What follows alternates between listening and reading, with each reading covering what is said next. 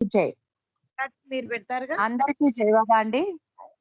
మనం గత కొన్ని రోజులుగా 'మెహ్రా మెహర్' అన్న పుస్తకాన్ని చదువుకుంటూ ఉన్నాం. బాబా ప్రస్తుతం సతారాలో ఉన్నటువంటి ఆ ముచ్చట్లు మనం చదువుకుంటూ ఉన్నాం. బాబా సతారా నుండి మెహరాబాద్‌కు తిరిగి వచ్చారు. మళ్ళీ స్త్రీ మండలిని భాగాలుగా విడదీయాలి అనుకున్నారు. ఇలా బాబా స్త్రీ మండలి వారిని ఇలా గ్రూపులుగా విడదీయడం వెనుక దేశ విభజనకు సంబంధం ఉందేమో అని స్త్రీ మండలి వారు ఊహించారు. ఒక గ్రూప్‌ను పింపల్గావ్‌లో ఉంచాలి. ఇంకొక గ్రూప్‌ను మెహ్రాబాదులో ఉండాలి అన్నారు బాబా. మెహ్రాబాద్‌లోని గ్రూపును మరికొన్ని చిన్న చిన్న గ్రూపులుగా విడదీయాలని బాబా సూచించారు. ప్రతి గ్రూపుకు వేరుగా వంట వార్పు చేయాలి అన్నారు బాబా. మెహ్రా మెహ్రాజాదులోని గ్రూపులో మెహ్రా, మణి, మెహ్రు మరియు వలు ఉన్నారు. అలాగే మెహ్రాబాద్‌లో ఉన్న 4 గ్రూపులు ఇలా ఉన్నాయి. మొట్టమొదటి గ్రూపులో కుర్షద్ మరియు ఆమె తల్లి సునామాసి. రెండవ గ్రూపులో నాజా, కేటీ, కిట్టి మరియు రానా ఉన్నారు. మూడవ గ్రూపులో సల్తూన్ మరియు ఆమె కూతురు దౌలా ఉన్నారు. ఇక నాలుగవ గ్రూపులో మన్సారి, జరబాయి మరియు ఆమె కూతుళ్ళు మెహ్రు, గులు, జలు ఉన్నారు. ఆగస్టు 24వ తారీఖు బాబా సతారాలో ప్రజా దర్శనం ఇచ్చారు. సుమారు 5,000 మంది ఆ దర్శనానికి హాజరయ్యారు. 3 రోజుల తర్వాత బాబా స్త్రీ మండలితో కారులో మెహ్రాబాదు వచ్చేశారు. పురుషులు సామాన్లను బస్సులో తీసుకుని వచ్చారు. బాబా మెహ్రాజాదుకు వచ్చిన వెంటనే అనారోగ్యం చేసింది బాబాకు. అంతేకాదు బాబా మూడ్ కూడా బాగాలేదు. చాలా చిరాకుగా కనిపించారు. దీనికి పంజాబ్‌లోని పరిస్థితులకు ఏదైనా సంబంధం ఉందేమో నాకైతే తెలియదు అని డాంకిన్ ఉత్తరం రాశాడు. మెహ్రాజాద్‌లో కట్టడాల నిర్మాణం ఇంకా జరుగుతూ ఉండటంతో బాబా మరియు స్త్రీ మండలి మెహ్రాబాదులోనే 2 వారాలు ఉన్నారు. స్త్రీలు ఎగువ మెహ్రాబాద్‌లో ఉంటే బాబా దిగువ మెహ్రాబాద్‌లో కైకోబాద్ కాటేజ్‌లో ఉన్నారు. సెప్టెంబర్ 10వ తారీఖు నలుగురు స్త్రీలతో మెహ్రాజాద్‌కు మారిపోయారు బాబా. వారితో పాటు కొత్త సభ్యులు గోహెర్, నోరినా మరియు ఎలిజబెత్, వారితో పాటుగా కొందరు పురుషులు కూడా ఉన్నారు. డాంకిన్ తాను మస్తుల గురించి రాస్తున్న పుస్తకం పనిలో తీరిక లేకుండా ఉన్నాడు. మణి అతడికి టైప్ చేసి సహాయం చేసేది. సెప్టెంబర్ 16వ తారీఖు బాబా, నోరినా, ఎలిజబెత్ మరికొందరు పురుష మండలి దర్శన కార్యక్రమానికి సతారా బయలుదేరారు. బొంబాయికి చెందిన కొందరు పార్సీలు కర్నల్ ఇరానీతో కలిసి బాబాకు వ్యతిరేక ప్రచారం చేయడానికి సతారా వచ్చారు.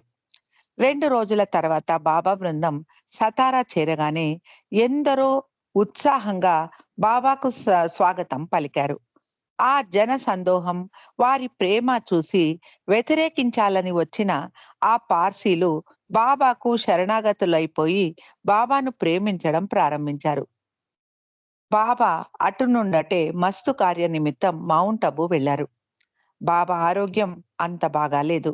అందుకని అక్టోబర్ 1వ తారీఖున మెహ్రాబాద్‌కు తిరిగి వచ్చేశారు.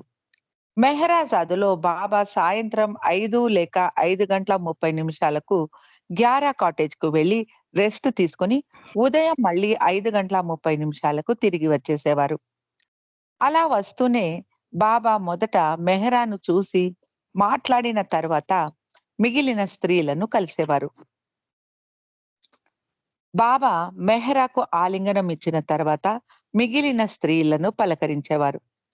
మాకు పుట్టినరోజు లాంటి ప్రత్యేక సందర్భాల్లో మాత్రమే బాబా ఆలింగనం లభించేది అంటారు గోహెర్. బాబా ప్రజా దర్శనాల సమయంలో ప్రతి ఒక్కరిని ఆలింగనం చేసుకునేవారు. నాకు వారిని చూస్తే అసూయ కలిగేది అంటారు డాక్టర్ గోహెర్. బాబాతో జీవిస్తున్నప్పుడు మాకు మా కుటుంబాలను వదిలి వచ్చామే అని అనిపించేది కాదు. మాకు ఎలాంటి వెలితి ఉండేది కాదు.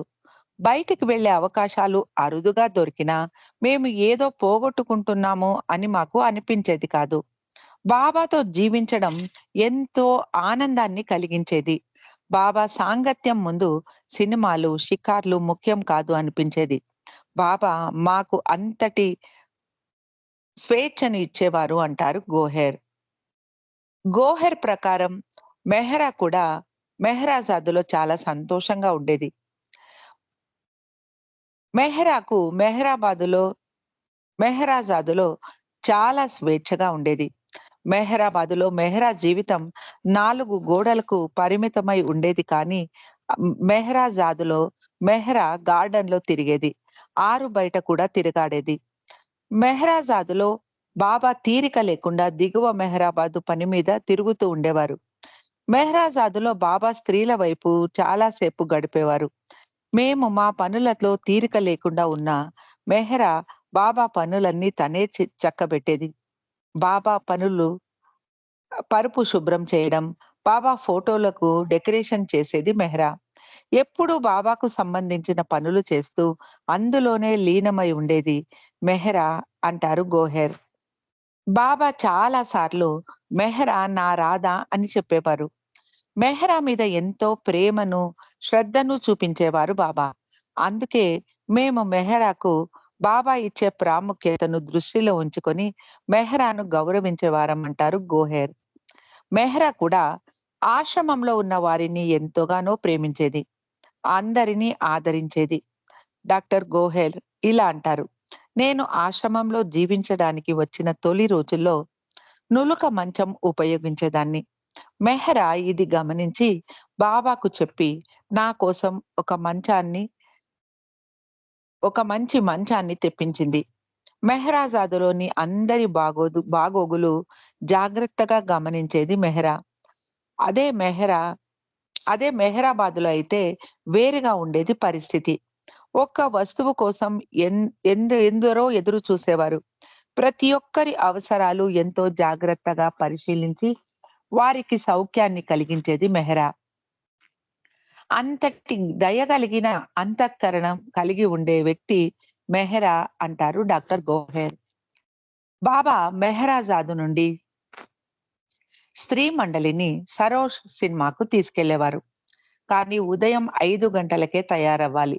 లేకుంటే మామూలుగా సినిమాకు వచ్చే వారి నుండి ఏకాంతం పొందడం కష్టమవుతుంది కాబట్టి ఉదయం 5 గంటలకే షో మొదలు పెట్టేసేవారు.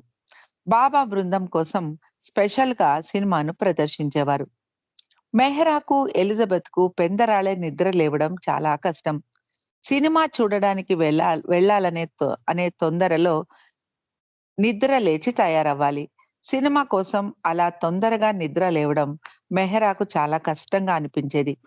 బాబా కోసం బాల్కనీలో ఒక సోఫా వేసి ఉంచేవారు. మెహ్రా బాబా పక్కన కుర్చీలో కూర్చునేది. బాబాతో సమయం గడుపుతూ సినిమా చూడడం సంతోషాన్ని కలిగించేది అంటారు మెహ్రా. మెహ్రాకు పురుషులతో మాట్లాడే విషయంలో ఆంక్షలు ఉన్నప్పటికీ వారిని చూడటానికి అనుమతి ఉండేది. ఇలాంటి కొన్ని తెల్లవార్లు బాబాతో చూసిన సినిమాల గురించి అర్నవాజ్ గుర్తు చేసుకుంటూ ఇలా అంటారు. బాబా ఒక్కొక్కసారి 6 నెలలు సినిమానే చూపించకుండా ఉంచేవారు. కొన్నిసార్లు ఇలా ఉదయం 6 గంటలకే లేపి సినిమాకు తీసుకొచ్చి ఒక్కటేసారి 2 లేక 3 సినిమాలు ఒకటైన తర్వాత ఒకటి చూపించేవారు. అలా అన్ని సినిమాలు చూసి స్త్రీలకు ఒక్కొక్కసారి అలసట కూడా కలిగేది. అలా సినిమాలకు వెళ్ళినప్పుడు బ్లూ బస్‌లో కూర్చున్నట్టు మన్సారి సరిగ్గా బాబా సీట్‌కు వెనకాలే కూర్చొని బాబాను రెప్ప వాల్చకుండా చూస్తూ కూర్చునేది. నాకు సినిమా మీద అస్సలు ధ్యాస ఉండేది కాదు అంటారు మన్సారి. బాబాకు హాస్యం కలిగించే సినిమాలంటే చాలా ఇష్టం. తన నవ్వులు నిగ్రహించుకుంటూ చేతికి నోటిని నోటికి చేతిని అడ్డు పెట్టుకొని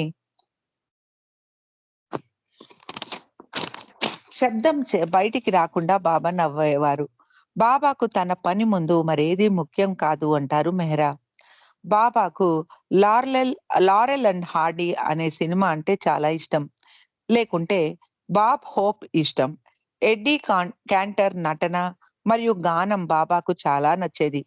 బాబాకు కార్టూన్ సినిమాల కన్నా అన్నా కూడా చాలా ఇష్టంగా ఉండేది. సరోజ్ సినిమా హాల్‌లో ఒకసారి 'సంతు మీరా' గురించి సినిమా వేశారు. బాబాకు చాలా నచ్చింది ఆ సినిమా. ఆ సినిమా మీరాబాయికి చాలా ఆలస్యంగా బ్రహ్మానుభవం దొరికింది అని చెప్పారు బాబా. ఆమెకు ఒక గురువు ఉన్నాడు కానీ అతడి గురించి చాలా మందికి తెలియదు. మీరాబాయి ప్రేమ చాలా ప్రసిద్ధిగాంచింది. ఆమెకు కృష్ణుడి మీద గల ప్రేమ ఎంత ఉన్నతమైనదంటే జనం మీరాబాయిని, ఆమె ప్రేమను ఎల్లప్పుడూ గుర్తుంచుకుంటారు. అందుకే ప్రేమ అంత ప్రాముఖ్యతను సంపాదించుకుంది అని బాబా చెప్పారు. సినిమా చూడడానికి వెళ్ళినప్పుడు ఆ సినిమా గనుక బాగా లేదంటే బాబా ప్రొజెక్టర్ ఆపరేటర్‌కి చెప్పి వేరే సినిమా వేయించేవారు. సినిమా బాగుంటే చూసేవారు. తమ దృష్టి మొత్తం సినిమా మీదే కేంద్రీకరించి చూస్తారు కాబట్టి ప్రేక్షకులు ఆహ్, తమ దృష్టి మొత్తం సినిమా మీదే కేంద్రీకరించి చూస్తారు. అదే సినిమా బాగా లేకంటే ప్రేక్షకుల మనసు సినిమా మీద లగ్నమవ్వదు. అది బాబా పనికి అంతరాయం కలిగిస్తుంది. అందుకే సినిమా బాగుంటే బాబా తన పనిని త్వరగా ముగించి సినిమా మధ్యలోనే లేచి బయటికి వచ్చేసేవారు. అదే ఆ సినిమా బాగాలేదు అంటే బాబా పని అంత త్వరగా అయ్యేది కాదు అంటారు మణి. సరోజ్ థియేటర్‌లో చాలా సినిమాలు చూపించారు బాబా. గేరీ కూపర్ నటించిన 'మీట్ జాన్ డో' అన్న సినిమాకు తీసుకెళ్లారు ఒకసారి. అందులోని ఒక సన్నివేశంలో నేపథ్యంలో 'బిగిన్ ద బిగిన్' పాట వినిపిస్తూ ఉంటుంది. ఆ రోజుల్లో ఆ పాటకి ఏమాత్రము ప్రాముఖ్యత ఉండేది కాదు. అది కేవలం బాబాకు నచ్చిన పాట అనుకునేవారం. కానీ చాలా సంవత్సరాల తర్వాత బాబా తన శరీర త్యాగం చేసిన తర్వాత సమాధిలో ఆ 'బిగిన్ ద బిగిన్' పాట యొక్క రికార్డ్‌ను వేసి వినిపించమన్నప్పుడు ఆ పాటకు ఉన్న ప్రాముఖ్యత స్త్రీలకు తెలిసి వచ్చింది. బాబా మెహ్రాజాద్‌లో ఉన్న సమయంలో స్త్రీలను ఉదయం పూట వాకింగ్ తీసుకెళ్లేవారు. బాబా చాలా వేగంగా నడిచేవారు. మెహ్రా మరికొందరు స్త్రీలు బాబా వేగాన్ని అందుకోవడానికి నానా తంటాలు పడేవారు. మెహ్రాజాద్‌కు వచ్చే మార్గంలో దారిలో ఇరువైపులా కాకా చెట్లు నాటించాడు. కాకా చూపించిన శ్రద్ధ మరియు శ్రమ మూలాన బాబా నడిచి వచ్చే దారిలో నీడ ఏర్పడి బాబాకు ఎంతో ఉపశమనం దొరికింది అంటారు మెహ్రా. బాబా వాకింగ్ కు వెళ్లే సమయంలో బ్రౌన్ కలర్ టెన్నిస్ షూస్ ధరించేవారు. బాబా ఎంతో అందంగా నడిచేవారు. అందరూ దగ్గరే ఉన్న రిజర్వాయర్ దగ్గరికి నడిచి వెళ్లి సూర్యోదయాన్ని చూసేవారు. దగ్గరే ఉన్న కొండలు చకచక సునాయాసంగా బాబా ఎక్కేసేవారు. స్త్రీలు ఆపసోపాలు పడుతూ బాబాను అనుసరించేవారు. బాబా వెనక్కి తిరిగి చూసి స్త్రీలు పడుతున్న కష్టాన్ని గమనించేవారు. మరేం పర్వాలేదు రండి అంటూ ప్రోత్సహించేవారు బాబా. ఇంచుమించు పింపల్గావ్ చుట్టూ ఉన్న అన్ని కొండలు బాబా ఎక్కేశారు అంటారు మెహ్రా. మెహ్రాబాదు కొండ మీద కొన్ని వింత సంఘటనలు జరిగాయి. రాత్రిపూట కిట్టీకి కొన్ని వింత అనుభవాలు ఎదురయ్యాయి. ఎవరో ఒక సాపను లాక్కొని వెళుతున్నట్టు శబ్దం వచ్చేది. ఆ శబ్దం ఒక్క మన్సారి ఒక మన్సారికి తప్పించి అందరికీ వినబడేది. ఈ విషయం బాబాకు తెలియపరిచారు. రోజు సాయంత్రం తన సమాధి వద్ద ప్రేయర్స్ చేయమన్నారు బాబా. బాబా కొన్ని రోజుల తర్వాత మెహ్రాబాదు వచ్చినప్పుడు ఆ శబ్దం ఎవరెవరు విన్నారు అని అడిగారు. ఒక్క మన్సారి తప్ప అందరూ విన్నాం బాబా అని చెప్పారు. నేను ఏమీ చూడలేదు, వినలేదు బాబా అంది మన్సారి. నువ్వు ఏదైనా వింటే, చూస్తే భయపడతావా అని అడిగారు బాబా. నేను అది చూడకుండా, వినకుండా ఎలా భయపడతాను అంది మన్సారి. నాకు తెలుసు నువ్వు భయపడవు అని. అందుకే మీకందరికీ చెబుతున్నాను. ఎవ్వరు అలాంటివి చూసినా, ఏదైనా ఉంది అని అనుభూతి చెందినా మన్సారి దగ్గరికి వెళ్ళు అని చెప్పండి. అప్పుడు అతడు మిమ్మల్ని వదిలి మన్సారి దగ్గరికి వెళతాడు అన్నారు బాబా. వాడిని రానియండి. కానీ వాడు నా దగ్గరికి వస్తే ఏం లాభం? మెహర్ బాబా దగ్గరికి వెళ్ళు అని చెబుతాను. అప్పుడు మీ దగ్గరికే వస్తాడు. అప్పుడు మీరే వాడితో తేల్చుకోవాలి అంది మన్సారి. ఒకరోజు రాత్రి మన్సారి నిద్రిస్తూ ఉండగా ఎత్ వింతైన పెద్ద శబ్దాలు వినిపించాయి. మెలకువ కలిగి లేచి చూసింది మన్సారి. బాబా చెప్పిన విషయం గుర్తు చేసుకొని, "బాబా దగ్గరికే వెళ్ళు, బాబా దగ్గరికి వెళ్ళు" అంది మన్సారి పదే పదే. బాబాను కలిసినప్పుడు అతడికి ఏ అతడిని "ఏం చేశారు బాబా" అని అడిగింది మన్సారి. బాబా కేవలం తేలికగా భుజాలు ఎగరవేసి నవ్వి ఊరుకున్నారు. మెహ్రాజాదు దగ్గర ఒక కొండ మీద 2 చిన్న గదులను కట్టించి అందులో ఏకాంతవాసం చేయాలనుకున్నారు బాబా. ఒకరోజు బాబా నొరీనాతో పాటు మిగిలిన స్త్రీ మండలిని కొండ మీద ఉన్న ఏకాంతం చేసే గది చూపించడానికి తీసుకెళ్లారు. బాబా వేగంగా కొండ ఎక్కడం ప్రారంభించారు. మెహ్రా మరికొందరు స్త్రీలు బాబాను పూలమాలలతో అనుసరించారు. పైకి చేరుకున్నాక బాబా కింద కనిపిస్తున్న మెహరాజాదును చూపిస్తూ, "ఇక్కడ నుండి ఎంత బాగా కనిపిస్తుందో దృశ్యం చూడండి" అన్నారు. "ఇంకొంచెం ఎత్తుకు ఎక్కితే నా ఏకాంతానికి నిర్మించిన గదిని చేరుకోగలం. రండి" అంటూ ఇరుకుగా ఉన్న మార్గం గుండా ముందుకు వెళ్ళసాగారు బాబా.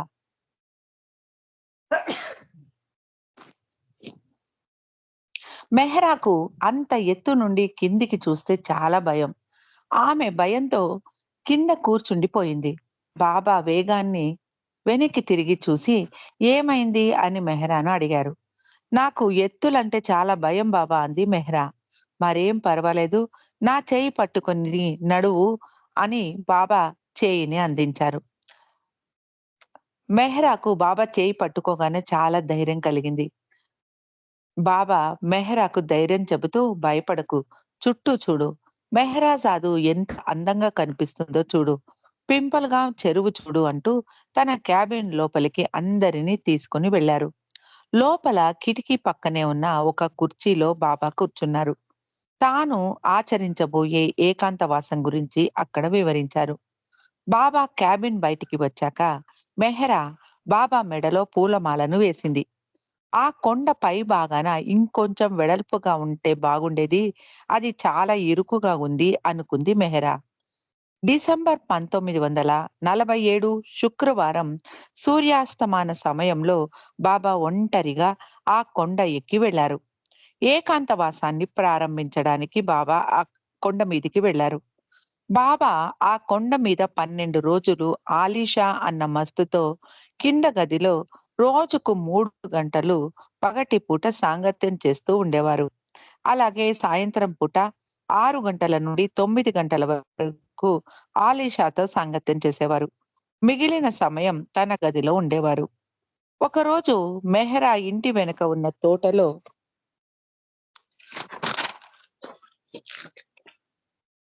పని చేస్తూ యథాలాపంగా తల పైకెత్తి బాబా ఏకాంతవాసం చేస్తున్న కొండ వైపు చూసింది.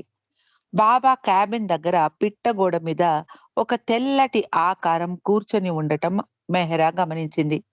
బాబా అలా తన వైపు అదే పనిగా చూడటం బాబాకు ఇష్టం ఉండదు కాబట్టి మెహ్రా వెంటనే తన దృష్టిని మరల్చుకుంది. ఆ రోజు మధ్యాహ్నం బాబా కబురు పంపించి స్త్రీలు వెనక పెరడులో కానీ, తోటలో కానీ వెళ్ళకూడదు అని ఆదేశాన్ని పంపించారు. తన ఏకాంతవాసం పరిపూర్ణంగా జరగాలి అన్న ఆకాంక్షతో. డిసెంబర్ 16వ తారీఖు బాబా మెహరాబాదులోని పురుష మండలిని మరియు అహ్మద్ నగర్‌లోని కొందరు ప్రేమికులను తన ఏకాంతవాస కొండ మీద సాయంత్రం 4 గంటలకి వచ్చి కలవమన్నారు. మరునాడు బాబా కొండ దిగి వచ్చి తన ఏకాంతవాసాన్ని సమాప్తం చేశారు. డిసెంబర్ 28వ తారీఖున బాబా తన మెహ్రాజాదు శ్రీమండలితో మెహ్రాబాదుకు వెళ్లి అక్కడ 4 రోజులు ఉన్నారు. బాబా కొండ మీద ఉన్న తన క్యాబిన్‌లో పడుకున్నారు. మెహ్రా పుట్టినరోజుకు హాజరైన ప్రేమికులను బాబా ఆ రోజు కలిశారు. 27వ తారీఖున బాబా స్త్రీలను మెహ్రా గదిలో సమావేశపరిచి ఇలా చెప్పారు. మీరు మెహ్రాబాదులో నివసించడానికి నా నియమాలను అనుసరించి తీరాలి. నేను ఇక్కడ నివసించడానికి ఇక ఎప్పటికీ రాను. కానీ మిమ్మల్ని చూడాలని అనిపించినప్పుడు చూసి వెళతాను. నేను ఎక్కడికి తీసుకువెళ్ళాలనిపించినా మిమ్మల్ని తీసుకెళ్తాను. సినిమాకు వెళ్ళినప్పుడు మీరు నన్ను చూడవచ్చు. ఇవే నేను విధిస్తున్న నియమాలు. ఈ నియమాలను అనుసరించి జీవించడానికి మీకు సమ్మతి ఉంటే మీరు ఇక్కడే ఉండవచ్చు. ఈ రోజు మధ్యాహ్నం 2:30 మీ నిర్ణయాన్ని నాకు తెలియజేయండి. ఒకవేళ మీకు సమ్మతం లేదు అంటే మీరు ఎక్కడికెళ్ళాలో నాకు చెబితే నేను మీకు ట్రైన్ టికెట్స్ తీసిచ్చి, మెడలో పూలమాల వేసి ట్రైన్‌లో మీరు కోరిన చోటికి మిమ్మల్ని పంపించేస్తాను అన్నారు బాబా. అందరినీ బయటికి వెళ్ళమన్నారు బాబా. మన్సారి ఆఖరున బయటికి వెళ్ళింది. బాబాను చూసే భాగ్యం ఇంక కొద్దిసేపు ఇక కొద్దిసేపే దొరికేలాగా ఆమె ఆఖరిన వెళ్ళింది. బాబా అందరికీ ఆలింగనం ఇచ్చేటప్పుడు, ప్రసాదం పంచేటప్పుడు కూడా మన్సారి ఆఖరిన నిలబడేది. ఇంకా ఎక్కువ సమయం బాబాను చూడొచ్చు అన్న ఆశతో. బాబా మన్సారిని "నువ్వు ఏమి నిర్ణయం తీసుకున్నావు?" అని అడిగారు. "దేని గురించి బాబా?" అంది మన్సారి. "ఇందాక నేను అందరూ స్త్రీలను సమావేశపరిచి మాట్లాడినప్పుడు నువ్వు అక్కడ లేవా? లేక నిద్రపోతున్నావా?" అని అడిగారు బాబా మన్సారిని. "ఆ విషయంలో నిర్ణయించుకోవడానికి ఏముంది బాబా? అది ఎన్నో సంవత్సరాల క్రితమే నిర్ణయం అయిపోయింది కదా!" అంది మన్సారి. "నువ్వు అందుకు సిద్ధమేనా?" అంటూ ఒక ప్రసిద్ధమైన పాటను గుర్తు చేశారు బాబా. "నేను జీవించాలంటే నీ గడప దగ్గరే జీవిస్తాను. నేను మరణించాలంటే నీ గడప దగ్గరే మరణిస్తాను" అన్నది ఆ పాట యొక్క అర్థం. ఆ పాటను మన్సారి చేత చెప్పించి, "నువ్వు అందుకు సిద్ధమేనా?" అన్నారు బాబా. "సిద్ధమే బాబా" అంది మన్సారి. బాబా మన్సారిని ఆలింగనం చేసుకుంటూ, "నువ్వు ఈరోజు నాకు ఎంతో సంతోషాన్ని కలిగించావు" అన్నారు. బాబా అక్కడే ఉన్న మెహ్రా వైపు చూస్తూ, "మన్సారి దేశాయి 10 నిమిషాల్లోనే తన నిర్ణయించేసుకుంది" అన్నారు. బాబా మెహ్రాబాద్‌లో నివసిస్తున్న స్త్రీలను ఒక్కొక్కసారి కొన్ని రోజులు ఉండమని మెహ్రాజాద్‌కు పిలిపించేవారు. కానీ మన్సారిని అరుదుగా పిలిపించేవారు. ఆ విషయం గురించి మణి ఇలా అంటారు. "మన్సారి నా గుండెల మీద కూర్చుంటుంది" అనేవారు బాబా. కేటీని కూడా మన్సారితో పాటు మెహ్రాబాద్‌లో ఉండమనేవారు బాబా. మన్సారిని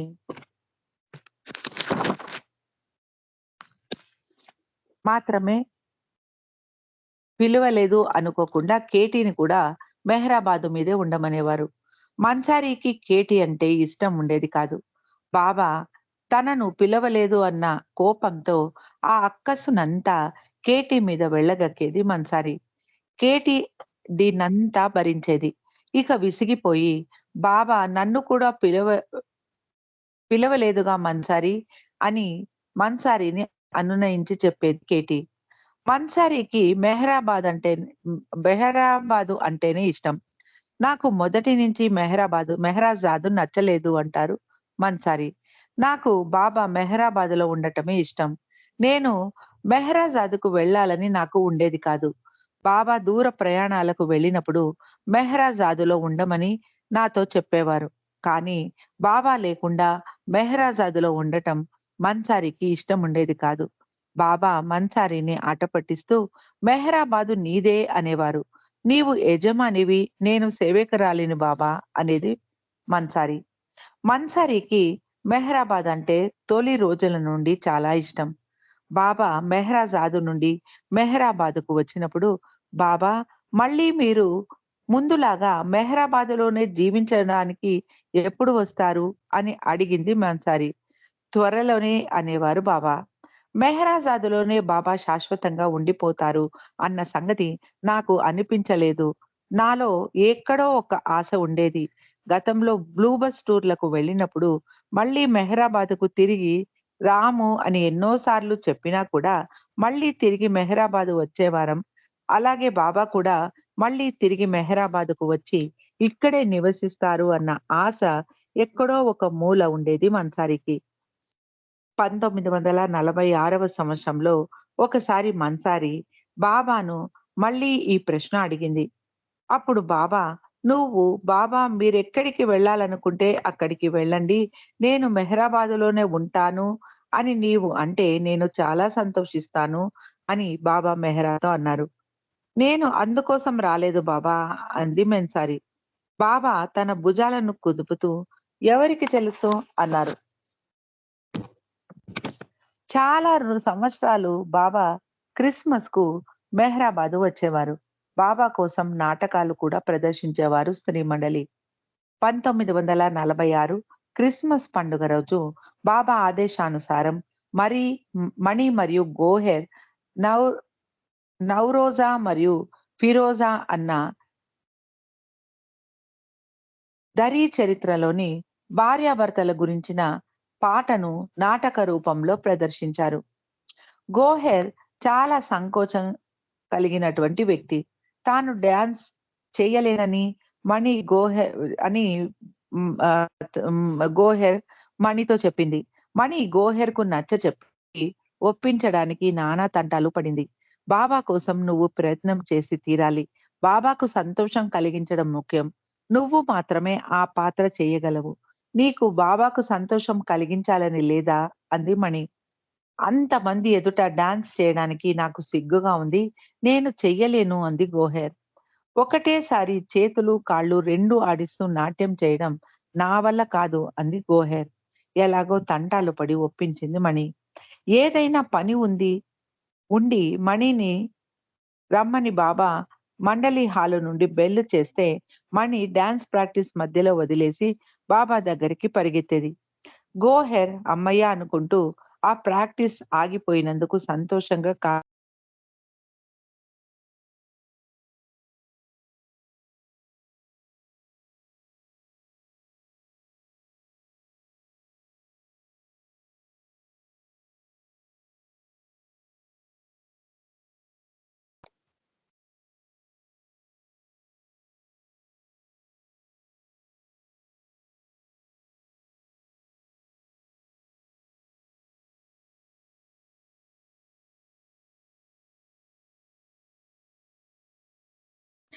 ఆ ప్రదర్శన చేస్తున్న బాబా వినిపించడం జయబాబా అండి వినపడుతుందా? ఇప్పుడు వినిపిస్తోంది. అక్క ఒక నిమిషం ముందు వినపడలేదక్క.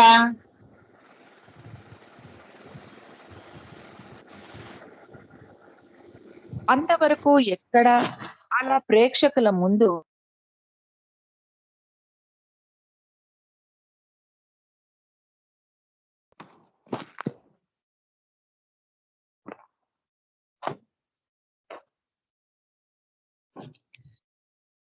అంతవరకు ఎక్కడ అలా ప్రేక్షకుల ముందు నాట్యం చేసి ఎరుగని గోహెర్ ఆ రోజు అద్భుతంగా డాన్స్ చేసింది. ఆ ప్రదర్శన చూస్తున్న బాబా, మెహ్రా మరికొందరు స్త్రీ మండలి వారిద్దరి నృత్య విన్యాసాలకు కడుపుబ్బా నవ్వుకున్నారు. గోహెర్ కూడా ఆపుకోలేక నవ్వడంతో ఆమె తగిలించుకున్న గెడ్డం ఒకవైపు ఊడిపోయింది. ఇది బాబాకు మరింత నవ్వు తెప్పించింది. మెహ్రా పుట్టిన రోజును కొన్ని సంవత్సరాలుగా బాబా అందరినీ పిలిచి చాలా ఘనంగా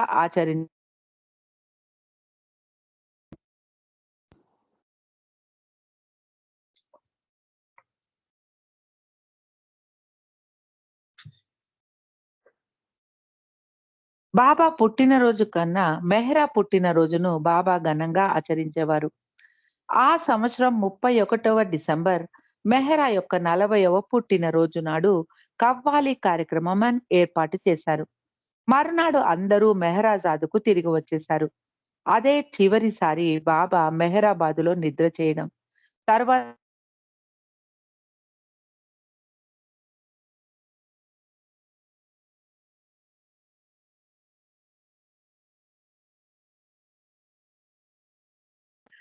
పంతొమ్మిది వందల 1948 జనవరి 7వ తారీఖున ఒక అమెరికన్ మహిళ ఐవీ డ్యూస్ తన 18 సంవత్సరాల కూతురైనటువంటి చార్మియాన్‌తో మెహరాజాదుకు వచ్చింది. ఆమె బాబాను మొట్టమొదటిసారిగా కలిసింది. ఐవీ జ్యూస్‌ను అప్పటి పాశ్చాత్య దేశాలకు సంబంధించిన సూఫీ సాంప్రదాయానికి ఆధ్యాత్మిక మార్గదర్శి అంటే ముర్షిదాగా ఉన్న రబియా మార్టిన్ తన అనంతరం ఆ బాధ్యతలను నెరవేరాల్సిందిగా ఐవీని ముర్షిదాగా ఎన్నుకుంది. రబియా మార్టిన్ మెహర్ బాబా గురించి తన స్నేహితులైన నోరీనా మరియు ఎలిజబెత్ల ద్వారా విని ఉంది. మెహర్ బాబాను అవతారుడిగా ఆమె అంగీకరించింది. ఐవి రంగురంగుల స్కార్ఫ్‌లను అందరికీ కానుకలుగా తెచ్చి ఇచ్చింది. 5 రోజులు మెహ్రాజాద్‌లో ఉండి ఐవి మరియు ఆమె కూతురు చార్మియాన్ తిరిగి వెళ్ళిపోయారు. ఎలిజబెత్ చాలా సమయం టైప్ రైటర్ ముందు కూర్చొని పని చేసుకుంటూ గడిపేది. ఎలిజబెత్ కుక్క ఫౌండీకి జబ్బు చేసింది. ఎలిజబెత్ ఫౌండీ యొక్క ఆరోగ్యం చూసి ఏడుస్తూ బాబా ఫౌండీ మరణానికి దగ్గరవుతోంది అని చెప్పింది. అప్పుడు బాబా ఆ కుక్క మహాత్మా గాంధీ కన్నా ఎక్కువ రోజులు బ్రతుకుతుంది అన్నారు. జనవరి 30 ఉదయం బాబా ఈ రోజున చాలా ముఖ్యమైన ఒక సంఘటన జరగబోతోంది అన్నారు మండలి వారితో. ఆ రోజు సాయంత్రం సరిగ్గా 5:17 మహాత్మా గాంధీ హత్య గావింపబడ్డాడు. చనిపోయేటప్పుడు రామనామాన్ని తీసుకొని చనిపోయాడు గాంధీ. ఫౌండీ 6 నెలల వరకు జీవించి జూలై నెలలో చనిపోయింది. దాన్ని మెహ్రాబాదు కొండ మీద పూడ్చిపెట్టారు. 1948వ సంవత్సరంలో ప్రపంచవ్యాప్తంగా ఉన్న తన ప్రేమికులకు కొన్ని ఆదేశాలను ఇచ్చి వాటిని పాటించమన్నారు బాబా. స్త్రీ మండలి ఒక్క పూట భోజనం, 2 సార్లు టీ తాగి 1 నెల ఉపవాసం చేశారు. ఫిబ్రవరి 7వ తారీఖున బాబా సంవత్సరానికి ఒక్కసారి అలహాబాద్‌లో జరిగే మాఘ మేళాకు వెళ్లారు. అక్కడ కేవలం 3 గంటల్లో 4000 మంది సాధువులను కలిసి వారికి వంగి నమస్కరించారు. ఈ చర్యతో బాబాకు విపరీతమైన మెడనొప్పి వచ్చింది. ఫిబ్రవరి 13వ తారీఖున జొరాస్టర్ క్యాలెండర్ ప్రకారం బాబా యొక్క 54వ జన్మదినం వచ్చింది. మెహ్రాబాద్‌లో ఉన్న స్త్రీలు మెహ్రాజాద్‌కు వచ్చారు. వారితో పాటు గుల్మాయి, ఆమె కూతురు ఫిరోజా, గోహెర్ తల్లి ఖుర్షద్, ఎరుచ్ భార్య ఖుర్షద్, ఎరుచ్ చెల్లి మను, అలాగే మెహ్రూ దమానియా, షిరీన్ దమానియా, విలు ఇరానీ కూడా వచ్చారు. మెహ్రాజాద్‌లో ఒక కొత్త ఇల్లు కట్టించాలని బాబా సంకల్పించారు. మెహ్రా మరికొందరు స్త్రీలు ఆ ఇల్లు ఎలా ఉండాలో డిజైన్ చేస్తే బాగుంటుంది అన్నారు బాబా. మెహ్రా, మెహ్రూ కూర్చొని ఆ ఇల్లు ఎలా ఉండాలో నిర్ణయించారు. బాబా గది మేడ మీద ఉంటే బాగుంటుంది అనుకున్నారు. అలా అయితే బాబాకు ఏకాంతం దొరుకుతుంది అన్న ఉద్దేశంతో వాళ్ళు అలా అనుకున్నారు. తాత్కాలికంగా నిర్మింపబడ్డ వంటగదికి సిమెంట్ వేసి పక్కాగా నిర్మించమన్నారు బాబా. అలాగే వంటగది పక్కనే మరొక గదిని నిర్మించారు. 2 వంటగదులు, 2 పడక గదులు నిర్మించడానికి నమూనా ఇచ్చారు మెహ్రా.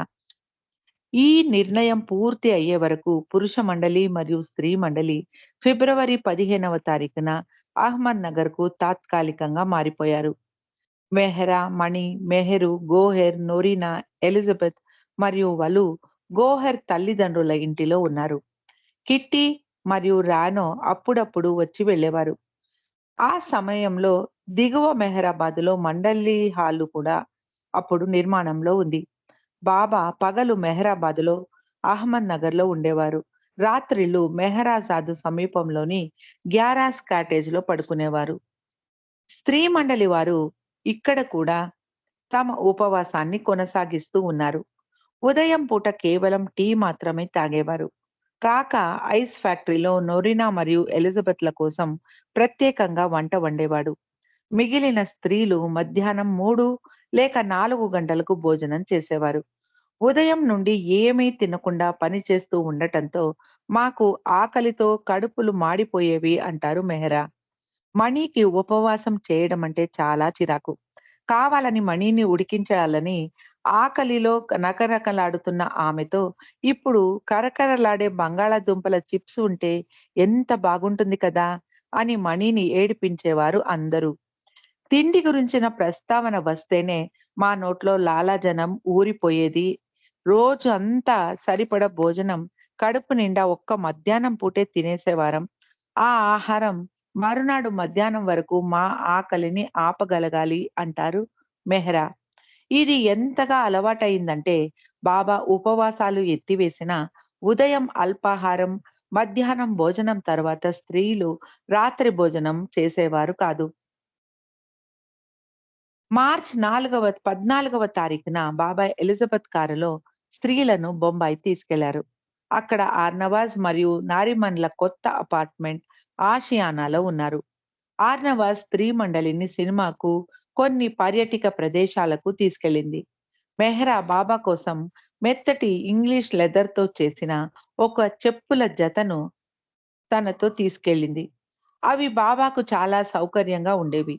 వాటిని ధరించి బాబా పాదాలు ఎంతో అందంగా కనిపించేవి అంటారు మెహ్రా. బాబా తన ఆగమనాన్ని ఎవరికీ తెలపకుండా గోప్యంగా పెట్టిన ఆలుకంబట బంధువైన తెహ్మీనా ఉమ్రిగార్ వివాహ నిశ్చయం అవడంతో ఆమె వివాహ వస్త్రాలను బాబా పాదరక్షలకు తాకించి బాబా ఆశీర్వచనాలు పొందాలని ఆషియానాకు వచ్చింది. అలా వచ్చిన ఆమెకు ఆశ్చర్యంగా బాబాయే స్వయంగా కూర్చొని కనబడగానే ఆమె చాలా సంతోషించింది. బాబా ఆ పెళ్లి వస్త్రాలను తాకి అందులో అందులో నుండి మెహ్రాకు, మణికి తలా ఒక జాకెట్టును ఇచ్చారు. ఆలోకు చాలా సంతోషం కలిగింది మరియు బాబా వచనాలు లభించిన ఆనందం కూడా కలిగాయి. మార్చ్ 20వ తారీఖున ఆది సీనియర్ కారు నడుపుతూ ఉండగా బాబా బృందం అహ్మద్ నగర్ తిరిగి ప్రయాణమయ్యారు. దారిలో అక్కడక్కడ గుంపులుగా వెళుతున్న దేశ దిమ్మరుల గుంపును చూసి బాబా వారిని చూపిస్తూ వాళ్ళను చూస్తే నాకు అసూయగా ఉంది అన్నారు. వారి జీవితాలు ఎంత బాగున్నాయి కదా అని ఆదితో అన్నారు బాబా. బాబా ఎందుకు ఇలాంటి దేశదుమ్మరుల జీవితం గురించి ప్రస్తావిస్తున్నారు అనుకున్నాడు ఆది. తర్వాత కాలంలో బాబా తాను జీవించబోయే నవజీవనం గురించిన సూచన అలా చేశారేమో అనిపించింది ఆదికి. ఆది లగేజ్‌ను కారు పైకప్పు మీద కట్టి ఉంచాడు. కొంచెం దూరం వెళ్ళాక ఎడమ పక్కనున్న సామాన్లు కొన్ని దారిలో పడిపోవడం గమనించి మెహ్రా ఆ విషయం తెలపడంతో ఆది కారు పక్కన ఆపి ఆ సామాన్లను తీసుకొచ్చాడు. మెహ్రా బాబా కోసం ప్రత్యేకంగా తెచ్చిన చెప్పులు ఉన్న బ్యాగ్ అంతకు ముందే ఎక్కడో పడిపోయింది. అవి మెహ్రా ఎంతో ఇష్టంగా ప్రత్యేకంగా బాబా కోసం చేయించిన చెప్పులు. మెహ్రాకు చాలా బాధ కలిగింది. బాబా ఆదిని మందలించండి. అతడు సామాన్లను గట్టిగా కట్టి ఉంటే ఇలా జరిగేది కాదు అంది బాబాతో మెహ్రా. కొన్ని రోజుల తర్వాత బాబా ఒక్క నెల రోజులు మండు వేసవిలో కలకత్తా, ఋషికేశ్ మొదలైన ప్రదేశాలకు మస్తు కార్యక్రమం చేయడానికి బయలుదేరి వెళ్లారు. బాబా లేని సమయంలో స్త్రీలు డాంకిన్ రాస్తున్న ద వేఫేరర్స్ అన్న పుస్తకానికి తమ సహాయాన్ని అందివ్వసాగారు. మణి డాంకిన్ కు ఉర్దూ పదాలను ఎలా పలకాలో నేర్పించేది. డాంకిన్ గీసిన మ్యాప్‌ను పెయింటింగ్‌కు ప్రింటింగ్‌కు పంపించగా దానిలో ఎన్నో తప్పులు కనిపించాయి. మెహ్రా, మణి మరియు మెహ్రూ దాన్ని పరిశీలించి ఆ తప్పులను సరిచేయసాగారు. ఆ మ్యాప్‌కు సంబంధించి వందలాది కాపీలు ఉండేవి. డాన్ ప్రతి ఒక్క కాపీని క్షుణ్ణంగా పరిశీలించి సరిచేయించేవాడు. ప్రతిరోజు ఉదయం మాకు ఇదే పని. చాలా శ్రమతో కూడుకున్న పని. ప్రతి ఒక్క కాపీని నిశితంగా గమనించి తప్పులు సరిచేయాలి. కానీ ఆ పని నాకు ఎంతో నచ్చింది అంటారు మెహ్రా.